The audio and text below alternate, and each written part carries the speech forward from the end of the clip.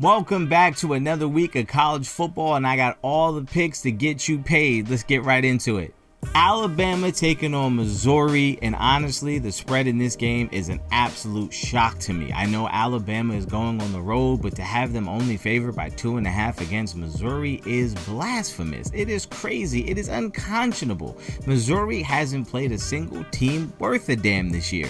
Meanwhile, Alabama is playing well, and they are kind of looking like they're figuring it out outside of that loss to Florida State, which was an absolute shock to most people. They've looked kind of like they're putting it together. I think, again, we have to get the traditional Alabama out of our brain. The Nick Saban Alabama is gone. It is no more. This is a new regime, a new era. And I think once we kind of adjust to that mentally, we can start to appreciate what they're actually doing. I think Alabama goes into Missouri and absolutely walks through them with no problem or no challenge at all.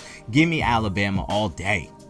Indiana taking on Oregon, and I, for whatever reason, can't understand why the national media is not giving Indiana more respect, more credit, more praise, and more love.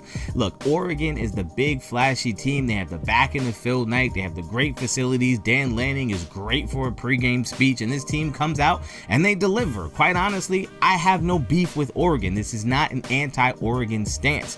However, Indiana is a really good team, and since Curt Cignetti has been there, they have been that. They utilize the transfer portal probably better than anybody else in the country as far as getting guys to come in, buy into the system, and produce. This defense is good. This offense is good.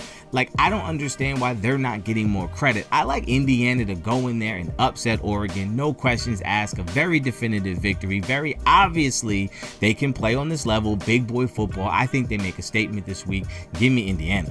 Oklahoma taking on Texas in the Red River rivalry, one of the best games every year in college football, hands down, one of the best rivalries. But this year, ooh boy, you got some warts. This is a spot where Texas should win, where Arch Manning should go crazy, but I don't think it's going to happen with Oklahoma missing their starting quarterback, and you would think that they're going to be down, they're going to be out, blah, blah, blah, blah, blah, whatever, but this Texas team is broken.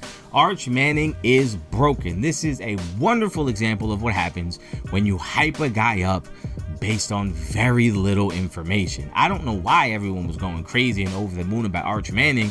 Am I the only one who remembers that coming out of high school, the big knock on Arch Manning was we don't know how good he is because the competition he's going against is kind of bad and weak. And although he has the pedigree of the Manning family, we don't know what this guy is. He's a solid quarterback, but he is nowhere near Heisman ready. He is nowhere near #1 overall pick ready. He's solid, but he needs a lot of work. And I think in this game, once again, much like the rest of the season, I think he struggles. Against the better teams they play, he struggles. And this defense, oh boy, this Oklahoma defense is going to do a number on Texas. Give me Oklahoma all day. Michigan taking on USC. USC's offense is unreal. They are solid, solidified, no problems there. Their defense, on the other hand, typical Lincoln Riley defense. They suck pretty much. But this Michigan team, riding high, kind of going under the radar. It's like, we're not going to really talk about Michigan because of the cheating allegations and stuff like that. But they're winning games, right? They're winning. They're doing what they're supposed to do. They've had a couple victories that you thought maybe they wouldn't get. I picked against them a couple times this year and been wrong every time. But I'm doing it again. I'm taking USC to win this game in a very important game for Lincoln Riley. He needs to show something. They need to get a statement victory. I think USC goes in and takes advantage of a young freshman quarterback who's probably watching film and thinking, I'm gonna absolutely annihilate these guys. Now, don't get me wrong. I think Bryce Underwood has a really good game using his legs and his arm because, again, this USC defense is bad. But I think they get 1 or 2 turnovers that prove to be the difference in the game. Give me USC.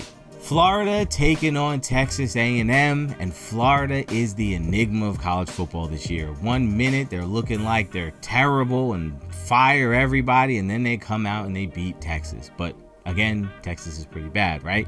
I think this Florida team is starting to put some things together. I think DJ Lagway is starting to get his bearings underneath him and maybe come out and realize, let me not try to be Superman.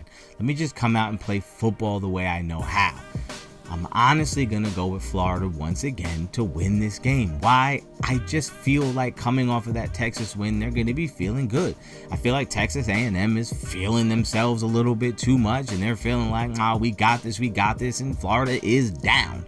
I think Florida is supremely talented, and if they show up with the right mindset and attitude, they will. And I think, honestly, this coaching staff is coaching for their lives, and they don't want to get fired, so they're doing everything they can. Attention to detail. DJ Lagway realizes, wait, I'm trying to be a Heisman. I'm trying to be a draft pick. I'm trying to improve my stock. Like, I think all of that desperation, that back against the wall, we have nothing to lose. We are now just playing for pride and praying for just ourselves. I think that creates less pressure.